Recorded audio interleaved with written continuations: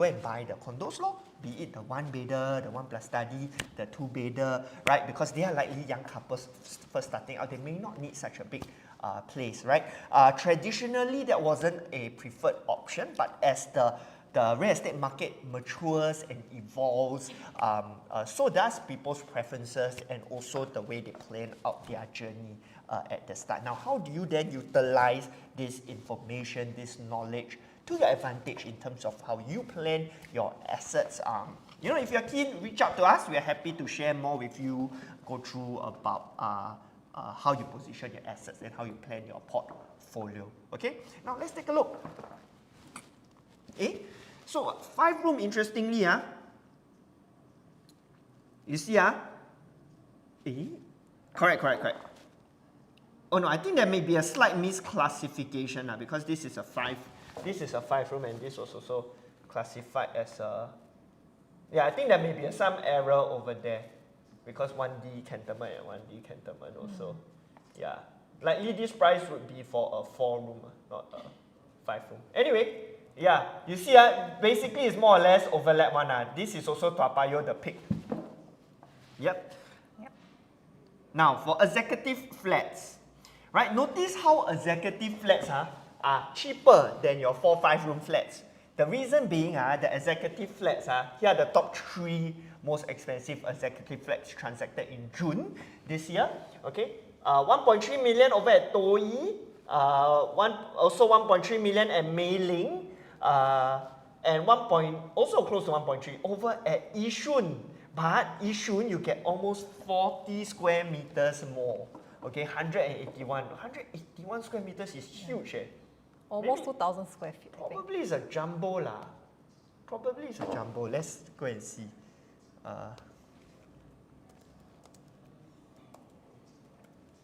654 Yishun Avenue. In the meantime, if you are enjoying this, please help us to like and share. So we'll be coming back every week, every Tuesday at 9 p.m. and your support will really help to give us motivation to keep going every week. Yep. Yep. We have to find, but most likely this side is a jumbo lah. But it's quite interesting lah. Okay, so why executive flats are cheaper than the 4-5 rooms? Primarily due to the lease lah. Over there, the government is not building any more mansionettes and also not building any more executive flats. Now, if you ask us, right, I get this question quite a bit as well. Then is it better to get an executive, albeit a little bit older, or go for the younger 5-room flats? Okay, my answer is this. You got to look at which areas you are located at. For example, if you go into an area like Toyi, okay, for example, Mei Ling, the alternatives here will be, so Toyi down there, not much alternatives like in terms of HDB flats, younger ones that will come in and press your prices down. So I think this represents a good deal over at the Toyi area. Mei Ling side, a bit more troublesome. Mei Ling side got a lot of new HDBs coming up and it faced some price pressure from Queenstown HDBs, Dawson HDBs, even your Ghim Moh HDBs. Like, that's why the prices over here may face a little bit more pressure as compared to the Toyi side. Okay, but I'll be cautious about the Yishun ones lah.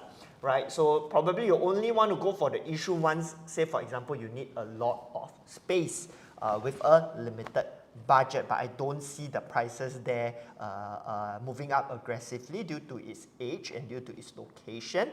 Use it primarily if you need the size, right? You shouldn't look at it if you are looking for any form of appreciation in terms of your price. Another way to look at it is also to look at what's the alternative condo pricing in that area. Okay, Yishun 1.2 plus, you can buy 3-room, 3-bedroom, EC, barely cross the 5-year mark. Great alternative for a new couple, right? But if you want to go Mei Ling, nearest is Sterling Residences, 1.3 million. You are likely getting a, you can't even get a 2-bed, 1-bath because you just sold a 2-bed, 1-bath over there. Yes, 1.3. No, 1.5 plus. Is it? How much was it? Wait,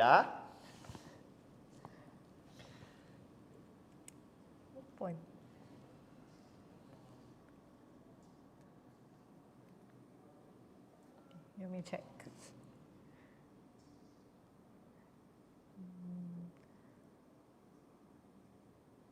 So for 1.5 1.5, 2 bed, 1 bath, 1.5 M Yeah, so you see the alternatives there will be significantly more expensive because they are nowhere close in terms of the price. So you still got your own a decent enough market, right? Then in Bukit Timah, okay, so if you look at alternatives, strong alternatives, then Mei Ling stands out a little bit more because the condos there are a lot more expensive. Over at Toi, Bukit Timah, you get some of the older condos over there in the upper Bukit Timah area. But they're also not cheap 1.3 million, very hard to get anything. Go Daintree also, it's likely at best a 2 bed, 2 bath, okay? So really varied ways to analyze and take a look at it. But if you ask me, Toi, I will pick Toi out of all of this if I want to spend 1.3 million for a good size HDB flat, right? Due to the lack of competition in the area from the HDB's perspective. Okay? Now that settles the Most expensive. the leaderboard in terms of the top 3 most expensive, right? But if you're somebody on a budget, okay, you want to look at what's the cheapest flats transacted in June. Let's take a look. Yep. So the cheapest one that we had only 300k at Yishun. Second one also 340k also at Yishun, both on the smaller side, 74 square meters. And the third cheapest one, 360k at Jurong East. This one is also slightly smaller at 67 square meters. But for its price, I think So decent. So who should be looking at this kind of flats? So give you an example, right? 808 Yishun Ring Road. How old is it? 808 Yishun Ring Road, right?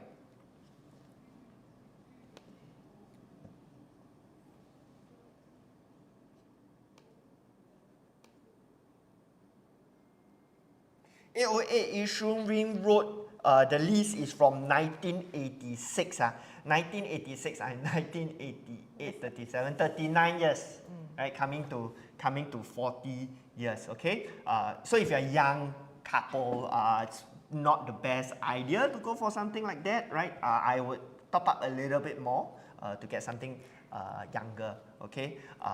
But you know, it really depends on your budget, right? Who's great for this? If you are slightly older, I'm talking about if you're like in your 50s, in your 60s, you're looking the right size and cash out a good chunk of money. For example, if you're living in see? Maybe this seller, most likely this seller, jumbo, last time young, big family, everybody moved out already. Wow, you see, sell this one, right size down to this one, still in Yishun can get almost $1 million out. Excellent alternative, right? Yeah, so those looking the right size, you're looking at the cheaper flats and the slightly older flats. So you don't need a lease if you're in the 60 years old. 60 years old, you have 50 years left. I think not bad unless you think you are going to live to 120 years old Yep. 5 room.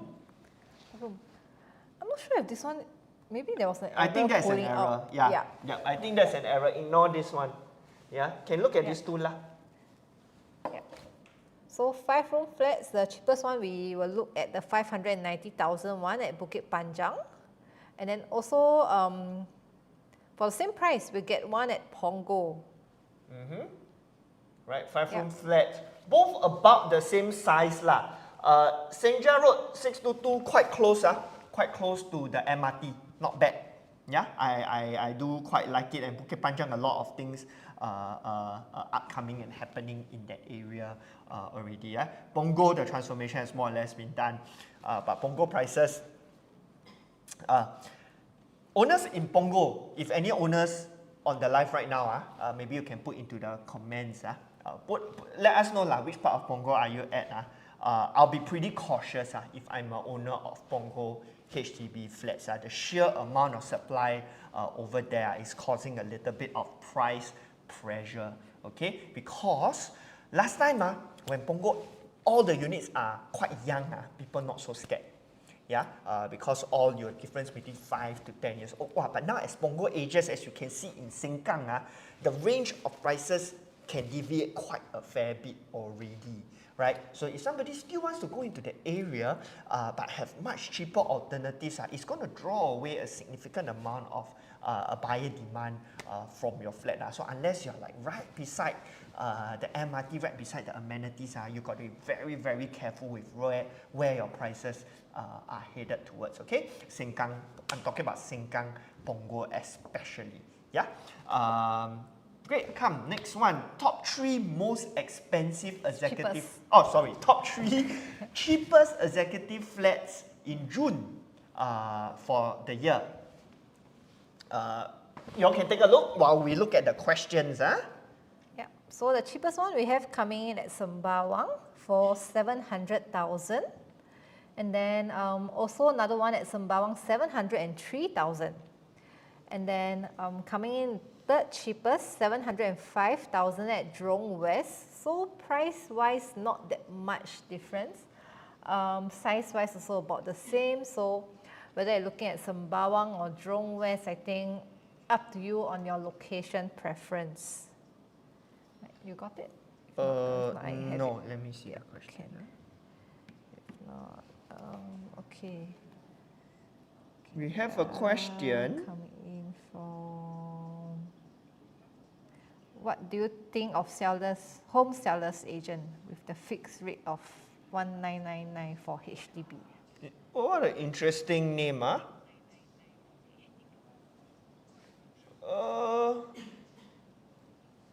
yeah, from the Institute of Mental Health, helping to set with track records compared to you guys.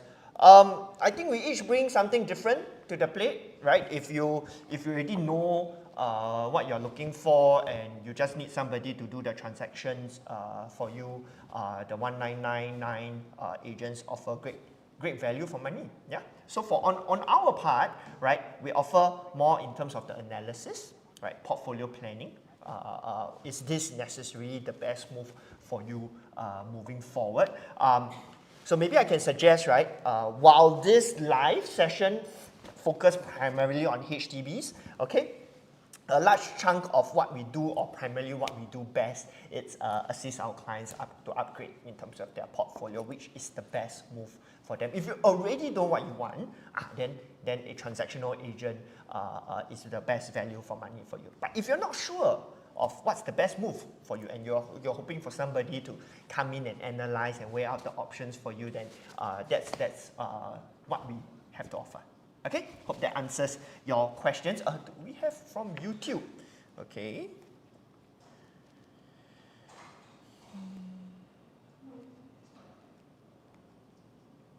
I have it. Okay.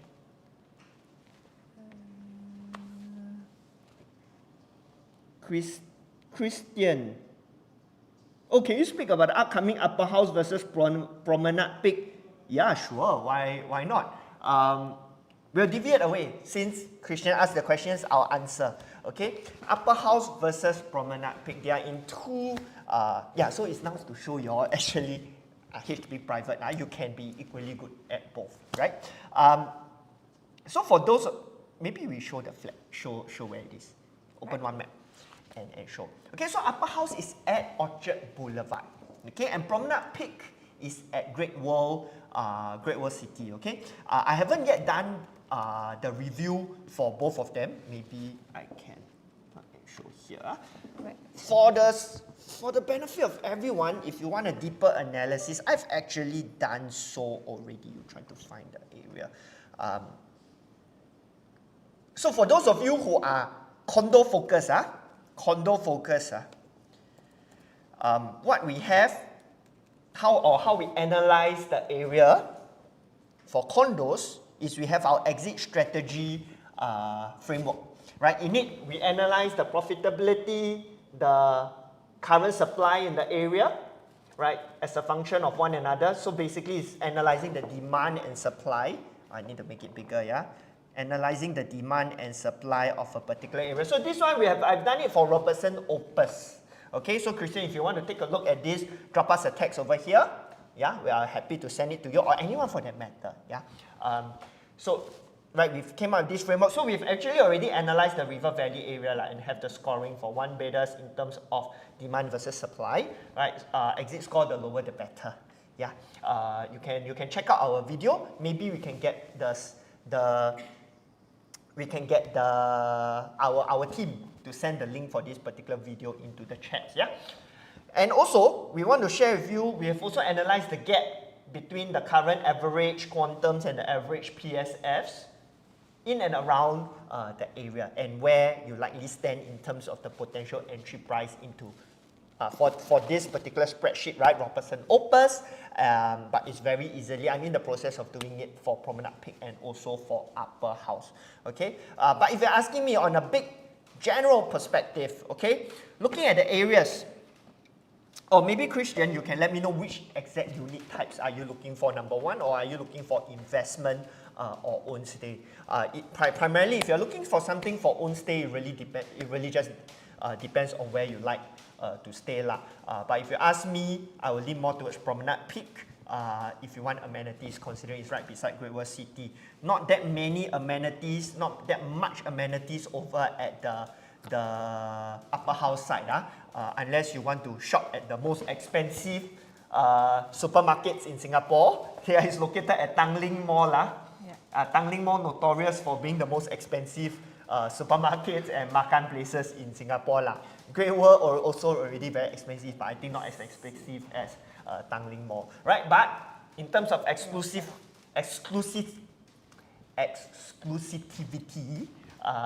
Orchard Boulevard MRT offers a little bit more exclusivity as compared to Promenade Peak over at the Great Wall side. This is primarily because what you need to back to the one. Because right over here, Rochelle Drive, you can be neighbors. Rochelle Drive can be neighbors to our ex-PM, Mr. Lee, his house at Rochelle Drive. You drive in a little bit more, you go into, you are neighbors with the ambassador, the embassy, all this. That's why it's more atas primarily, the Orchard Boulevard area, but not so much in terms of amenities. If you are looking at track record in terms of profitability, you may also want to lean more towards the Promenade Peak, the Great World side. This side, people buy it for atas, for basically for prestige, and for school also don't have. Basically, it's for prestige, bragging rights. You want a bit more on the investment side. I'll lean towards Promenade Peak, to be honest. Okay? Hopefully I answered your question. If anyone else have questions on private also, happy to answer right? While the title is HDB, we're happy to answer questions on any platforms. We are on, there's one over here. Talk a little bit on the Promenade Peak side. Oh yeah, okay. Yeah. Not so much, I didn't talk so much about Promenade Peak side, okay? So Promenade Peak got one good and bad, depending on how you look at it. What's good? Okay, got other plots coming up real soon. So good in terms of that if you get a good queue number, you get something on a slightly lower floor. By the time they stage up, because Promenade Peak is going to be super high, you have some built-in profits over there. And if the other plots are launched more expensive, similarly, you have a good stage up in terms of your price point, of your, if let's say you can enter, let's say 2005, 2006 PSF, or maybe 2008, right? But because by the time you go to the highest floor, likely you're going to hit 4,000 plus because of 60 levels difference, right? And the new plots come in, they will help you push up your price. So that's the plus point. But of course, the downside would be the supply coming in that area, okay? In terms of rental, you're definitely going to feel a little bit of supply pressure. Also, in terms of selling, you're also going to have to deal with the supply pressure. Now, how do you kind of reconcile that? Is that a deal breaker for me? No. Right? You just have to plan it accordingly to your portfolio and also your holding period. When is the ideal time to exit, right? But honestly, if you ask me to choose two, straight up, no BS, I lean more towards Promenade Peak. But don't go and buy overly high floor unless you want own stay and panoramic views of Singapore, then you go high floor. But actually, Promenade Peak, the first two, I think 42nd or 43rd is only the 1 to 3 bedrooms. Then the 4th and 5th bedrooms are from the 43rd floor onwards. They also smart. Yeah. Because they know the people that buy there for own stay. They trying to do some product differentiation, right? Because a lot of the units over in the Great Wall area don't have much views. They can be pretty high, but in terms of view, because it's so densely built up, there's not much in terms of views, right? So this one you'll clear all of them in the surrounding. And some will have area. a sky pool right on top. I think 240 meters Ooh. high. Compared to MBS, for reference, it's only at 190. So it's 50 meters above MBS. So Vic has done her research on Promenade Peak. So if you have some interest about Promenade Peak, similarly can reach out to us for that, right? And back to the question. Okay. Yeah, we have one previously first. This one, the Yes, DBSS. pink. DBSS versus HDB. Perhaps you can offer us a little bit more context into it, right? But I'm gonna kind of guess, right? Because you asked the question like that, probably it's in terms of buying. So DBSS, pros and cons, right? There's a reason why DBSS they don't build DBSS anymore. It has evolved into executive condominiums, right? Some of the gripes, some of the things I don't quite like about DBSS, right? It's the time when it was built, some of the complaints are rooms too small, kitchen too small. They were trying to do offer the sandwich class, a bit more atas than normal HDB, but not yet condo. So they get private developers to come in, have to build it like a HDB with private finishing, so they give you your wardrobes, kitchens done up, aircons done up, that kind of thing with a balcony, right? So if you're a buyer and you like balcony, then DBSS is the way to go because most HDBs don't really have balconies. But some of the downsides, people will complain that some of the corridors are a little bit narrow, the bedrooms can be a little bit small, and the annoying one is some of the master bedroom also got balcony, which is the single most hated feature in most houses. Balcony in the master bedroom. Across all unit types, honestly nobody likes a balcony in the master bedroom. I have no idea why developers still build them. Every time we do viewing, got balcony in the resale, in the master bedroom, people show complaint one. Okay?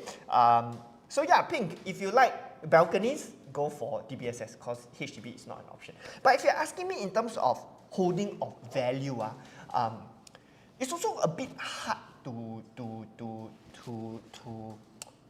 make it an apple-to-apple comparison. Why? Okay? It's because for a lot of the DBSS, there's no real good HDB beside it to offer a decent alternative.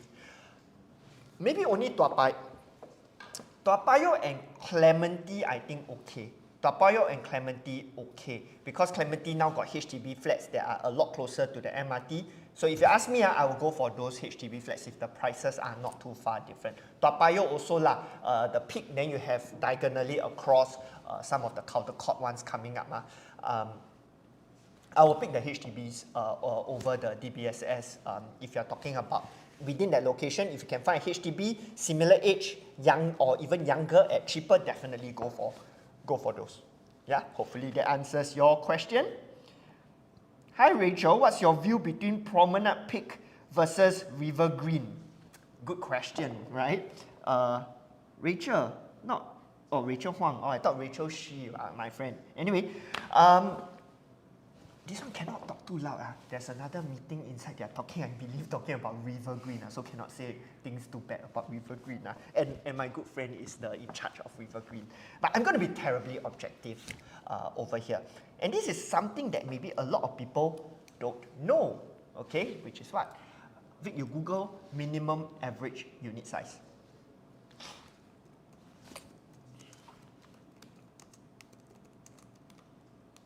Yeah, a lot of people don't know that there's one key difference between the location of Promenade Peak and the location of River Green.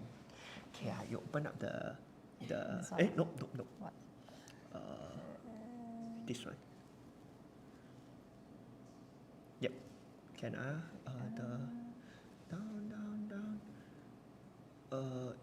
Yes. Yeah, this one. Okay. Alright, you scroll all the way into here. Okay, you see, ta-da, over here. Okay, so what does this red line tell you? If you are inside the red line, you don't have to conform to the minimum average unit size of 85 square meters. Okay, maybe a bit of a background before we get into the technical stuff.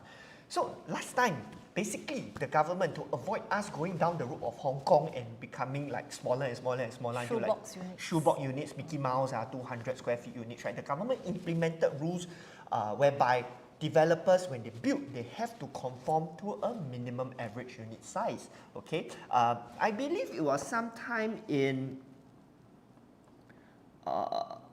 I can't recall, 2019 or 2018, if I'm not wrong, right? That they changed it from 70 to 85 square meters. Okay, so there is 3 different rules. Okay, if you are within this red line, don't need to conform to minimum average unit size. If you're outside, you can't really see. Yeah. Where are we? Correct. We are here. Here, Promenade is here. Yeah, this is Great World City. If you're inside, no minimum average unit size. If you're outside, 85 square meter minimum average unit size. And in, I believe, 10 other areas that are located more towards the landed enclaves, say Telok Kurau area, you have to conform to 100 square meters minimum average unit size, which is why you see some of the newer boutique developments in the District 15 area, they only have 3 and 4 bedders one. Like your Claydons Straits at Joo Chiat, all those are only 3 and 4 bedders because they've conformed to 100 square meter minimum average unit size. 100 square meters is about 1,100 square feet minimum average unit size. Okay, so which is why if you look at the unit mix difference between River Green, that's located over here, and Promenade Peak, that's located over here, River Green will have a lot smaller unit sizes. A lot smaller. You're going to have the 980 square feet, 4 bedders. That is very, very interesting. Okay. Then in Promenade Peak, you have the more typical unit split because overall they have to conform to 85 square meters minimum average unit size. Okay. If you really ask me, which one will perform better? Very hard to say. Because why? Both of which would be more or less the same. I think, okay, River Green is more unique in terms of the first of its kind of product coming into the area right? Promenade Peak will follow the route of something more similar to Irwell, something more similar to Martin Modern, something more similar to Riviere, right? So there's a little bit more data point reference for this Promenade Peak, right? So the approach you will take. So since we can't really gauge which one will make more money, I can share the approach to take, right? Basically, the approach to take, it's entry price and entry PSF. So because Promenade Peak is so high, 60 plus levels, 63. Right? 63 levels, right? You buy the lower floor ones, lower floor, but of course you try to watch the facing, lower floor ones, you go and stagger 60 floors, the guy further up from you, take for example like Ori for example, he's going to pay like 400k, 400k more than you. That's essentially locked in profits. And in these areas, I won't be surprised, people buy from on top come down. Because they will look at all the surrounding units, up to what floor, then they buy from that floor onwards to clear the view one. Yeah? Because if not, like no difference if you buy such a high floor, right? So you want some locked-in profits, buy low floor Promenade Peak. I think that should be pretty okay. You then really will also need to kind of figure out the layouts and the facings and whatnot. River Green is entry price. But I think you may need to kind of really look at the layouts, right? Is it a layout that really people can accept? So you will swap up your investor hat with some of an owner-occupied hat. And one of the best ways to do that is you don't go and ask. You go and ask your friends. You take the layout, you go and ask your friend, hey, this layout how? Don't show size, don't show location, don't show price, don't show anything. just show layout. Hey, this layout, what do you think? Friends, those that like to own staying for themselves. So if let's say 4-bedder, 980 square feet can sell, cannot sell, you go and show to your friends staying in HDB, 2 kids. Can accept, cannot accept. Right? Then you go and poll a couple of friends what they think about it. And if they generally say, can consider, then at least you know, this layout people can accept. Right? You don't try to not say the size because people will mind block at the sizing one. Right, but of course you can see the layout can put the queen size bed and whatnot something's a bit smaller and whatnot, of course to scale, you go and poll If it works, it works, right? That is one way to, unjam people, because I feel in terms of River Grid, a lot of people jam because of what? So many small units, 980 square feet, 4-bedroom, you sure can fit or not, right? All this kind of mind blocks. If you remove that, what is going to be the response?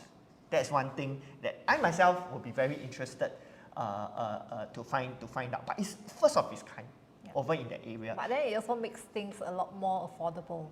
Yeah, and also a lot more interesting, right? So it depends what kind of approach you want to take.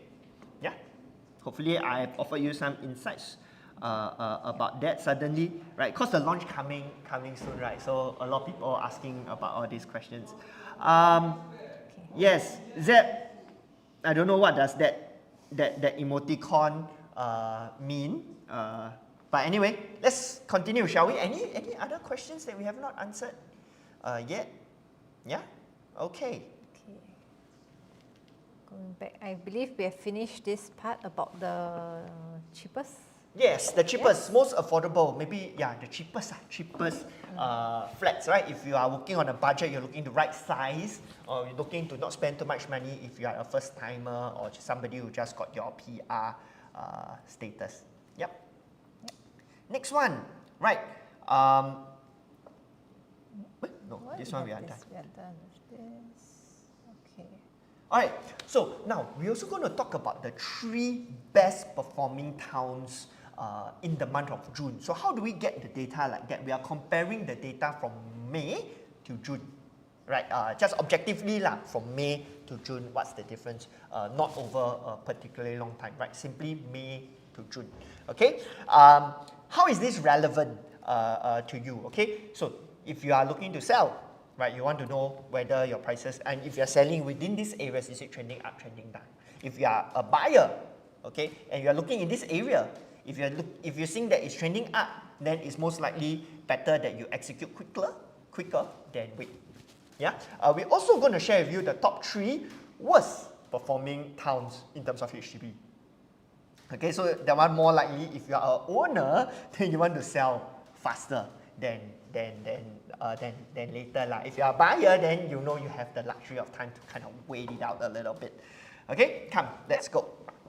So first one, best performing town goes to Kallang Whampoa area with the average price increase of 2.5%. Okay, so the 4 units, the 4-room unit type there is moving the fastest with a 3.2% growth from May to June.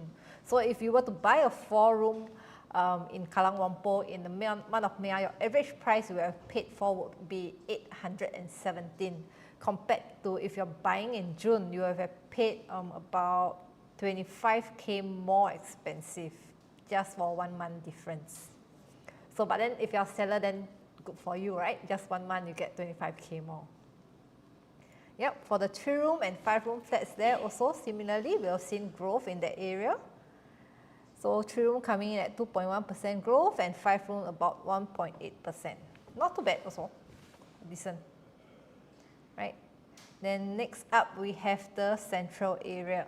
So when you talk about the central area, we're talking about really central, not so much about what the traditional core central region. You're talking about the Tanjong Pagar area already, okay? Because Queenstown is considered Queenstown as well. So anywhere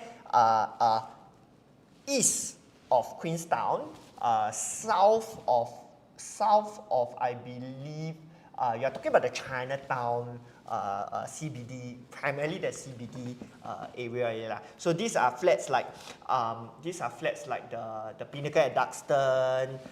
We also have the Cantonment cantonment side, some of the older HDB flats, Sago Street, that kind of flats lah, huh? Yeah. So 4 rooms there seen the highest percentage increase with a 2.8% growth from May to June.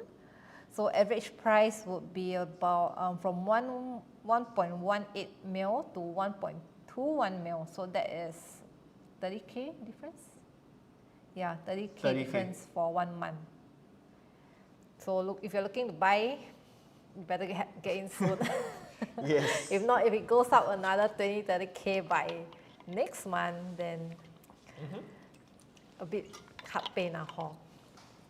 Yep.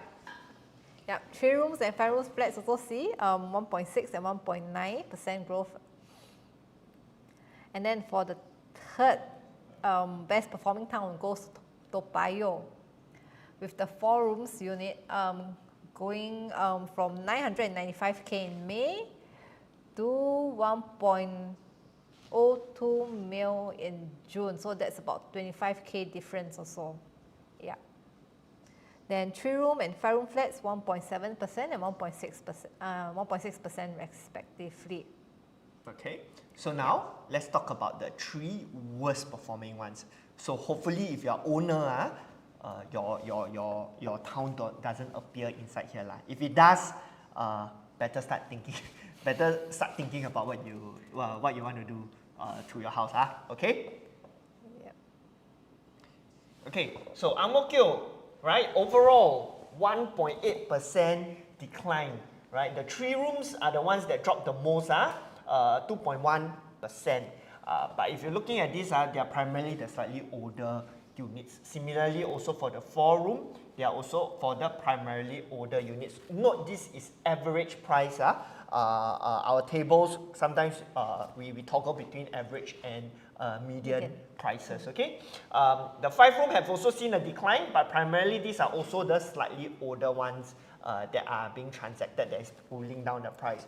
So what's the conclusion over here? If your house is, the lease is a little bit on the higher side, meaning a little bit older, okay? You got to be careful. There's signs that the prices are coming down, okay? Next up, Bedok, okay? Another area with notoriously older flats, okay? So you can see about 1.9%, 1.5% and 1.4% decline. But if you look at the prices, primarily is led by the older flats that is pulling prices off, right? When prices come off like that, the sign is that demand is not strong enough to hold the prices. That's why owners have to cut their prices to move. Yeah. Lastly, Jurong West. Okay, 1.3% decline. Similarly, if you look at the average prices, they primarily belong to the units that are a little bit older. Okay, so conclusion over here, slightly older HDB flats, we are starting to see prices come off. Okay, again, right, before we end, we're going to touch a little bit on the good value for money. For those of you who stayed with us from the start, right, we wanted to talk about Sengkang and Hougang and Serangoon. Good value for money clusters, okay? But if you've enjoyed the stream so far, please do help us like and share, subscribe to the channel, and also for our friends over at the Black platform TT, right? Give us a follow because we are trying very hard to hit 1,000 followers so we can unlock more live functions. Okay, we are currently hovering at about 300, 400 plus. So please help us follow us so we can unlock more functions for our TT Live. Okay, now last but not least, we're going to talk about good value for money.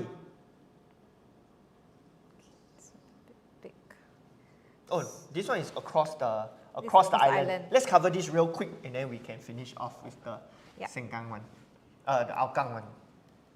So we think Woodlands has good value because prices there at 500 to 600,000, not too expensive, rather affordable for everybody. And then Woodlands units also tend to be a lot more spacious. There are schools there. And then if you are one who frequent JB a lot, that's quite nearby also, so very, very convenient. Okay, so similarly for Sembawang, units are going for average about 650,000, and some of the flats there are actually newer. They are also less crowded. So if you are someone who likes a bit more private, not so many, not too cluttered, so I think Sembawang will be a good catch.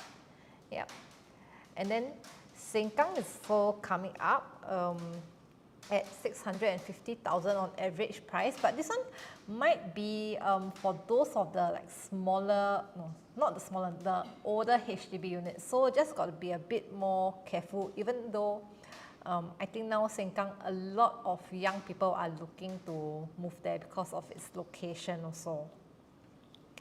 Okay, yeah. So these are for the 4-room units, and then for the 5-room units, you want to cover this one? Yep, sure. Yeah. So, best value for money units based on the data in June. Okay, so if you're talking about 5-room, you're somebody looking at 5-room.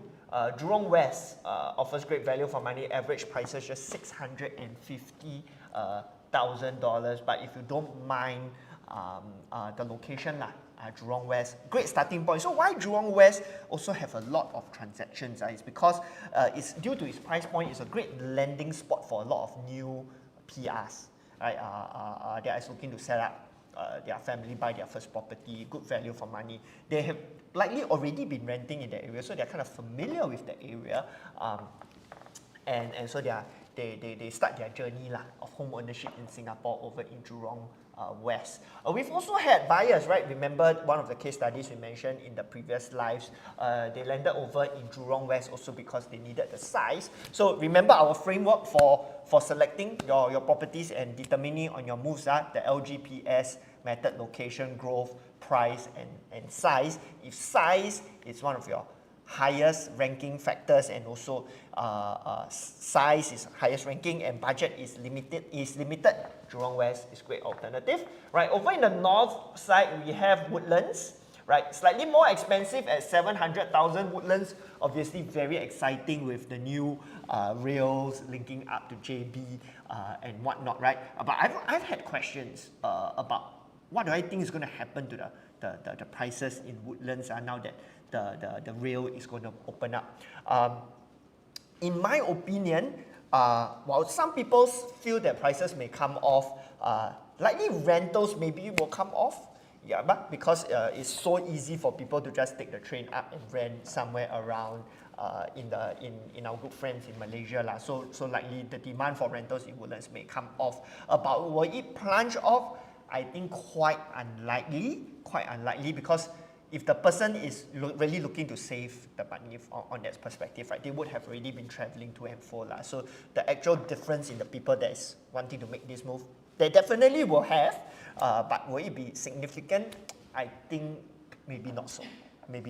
Okay, but in terms of prices of your houses, I think very unlikely that you'll be affected a whole lot, unless this linkage make the place become super messy. But I think the risk is very, very low, especially in Singapore. The risk may be higher in Malaysia side, that the place become very, very messy, if you get what I mean. But in Singapore, security is so good, I don't think that would be too big of an issue. Okay. Next, great value for money, Choa Chu Kang. If you don't mind the location, similarly, right? So in terms of value for money, primarily we are looking at offering you a good size for a good price. Yeah, you cannot harm the location. Right? But of course, if you are looking for good value for money in terms of location, we also have an analysis for that, right? What we have done is to put together a table, and we are tracking this on a month-to-month basis.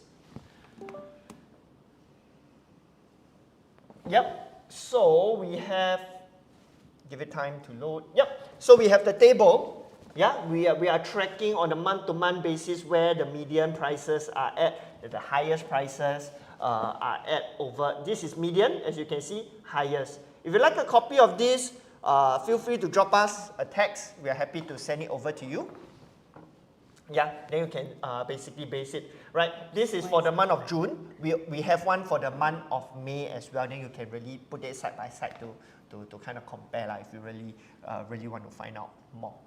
Okay, and let us know if you have any questions, by the way. Everyone, keep the questions coming. If not, help us like and share and follow so we can unlock more live options, right? We're going to end off with what we've promised. For those of you located in Sengkang, I keep saying Sengkang, Hougang and Serangoon, good value for money. Okay, where are we?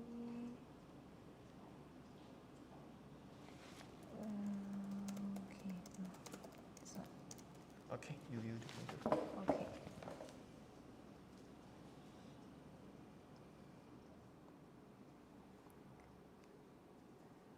So if you're looking in the Hougang area, one area that we have identified is along Avenue 9, so Hougang Avenue 9. So if you look at the map, right, we are just beside Montfort Sec and Junior School.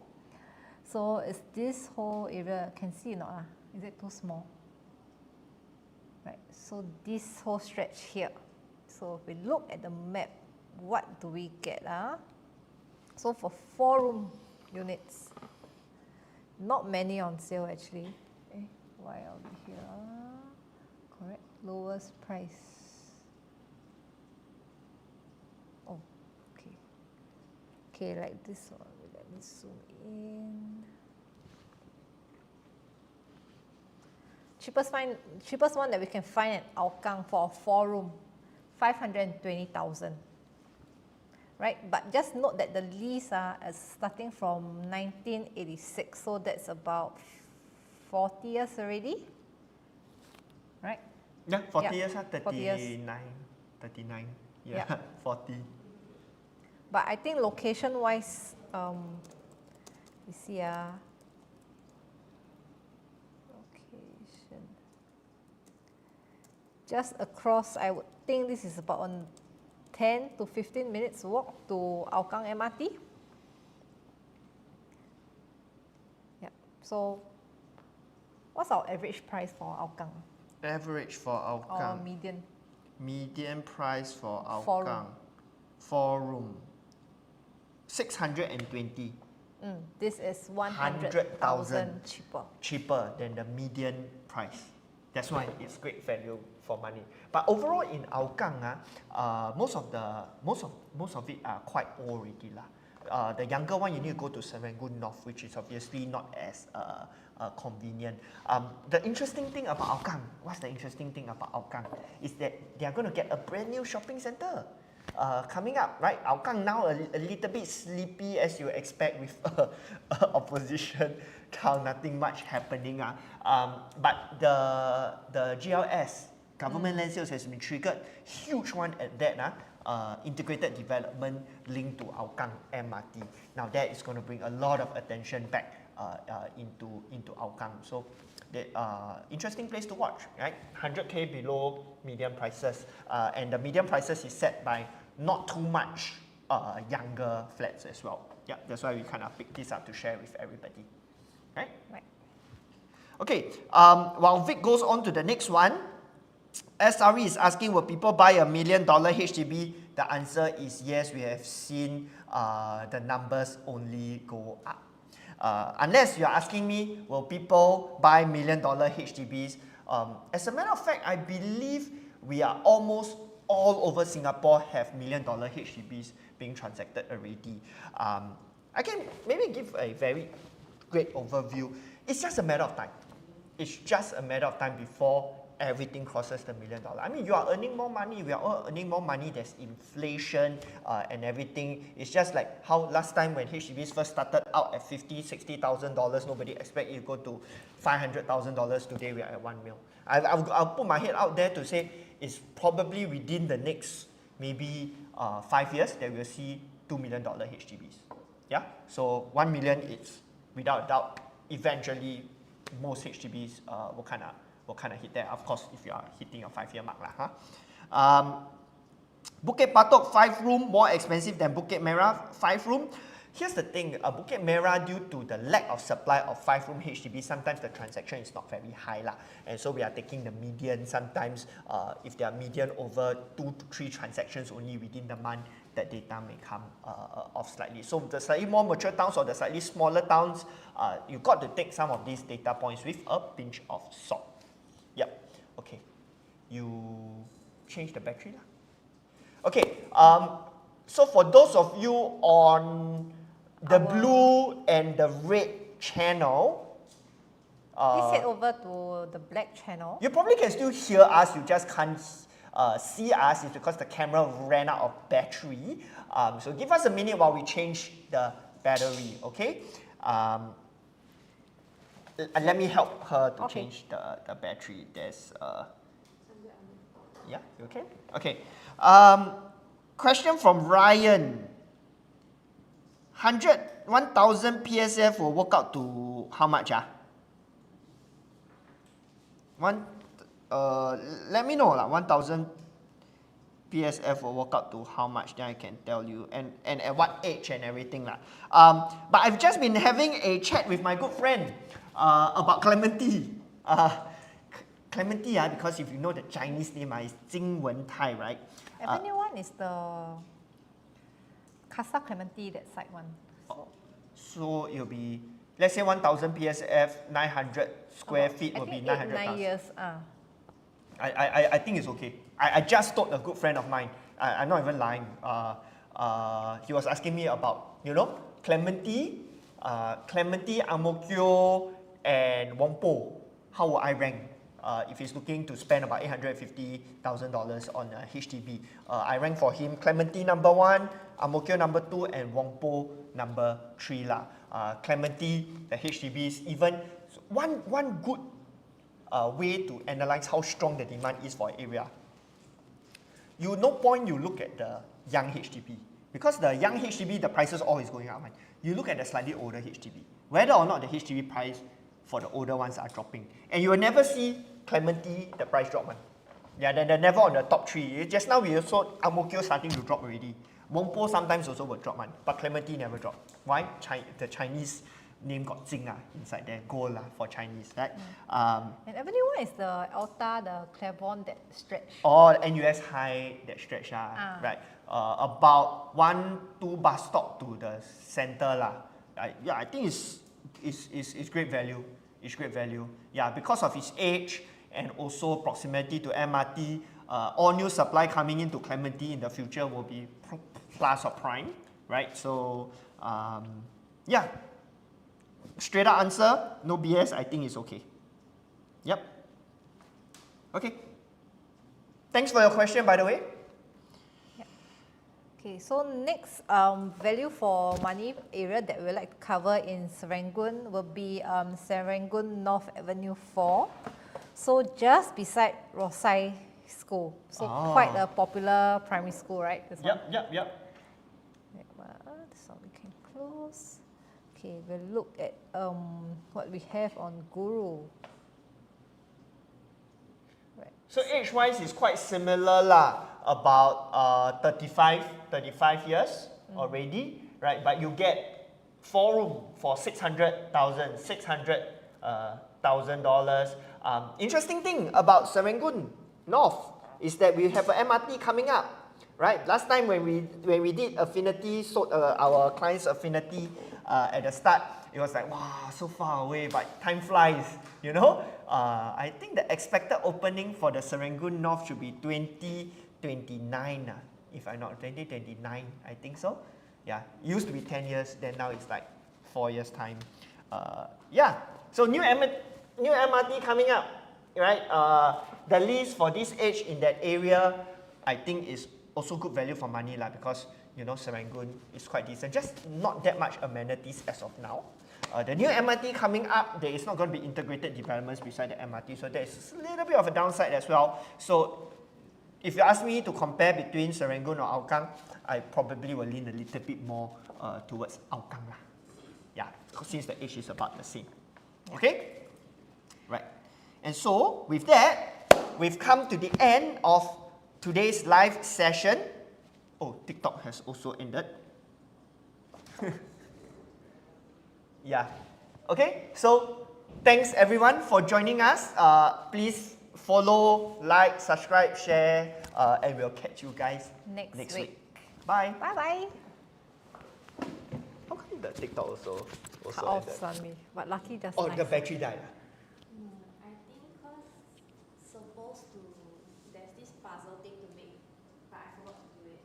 Huh? And I didn't notice it. Oh, To what? it's like Sometimes a halfway there's this thing where you have to like, make sure you're still there kind of Yeah. thing. Is it? yeah. Oh, if not some people just on the live off and then go to sleep.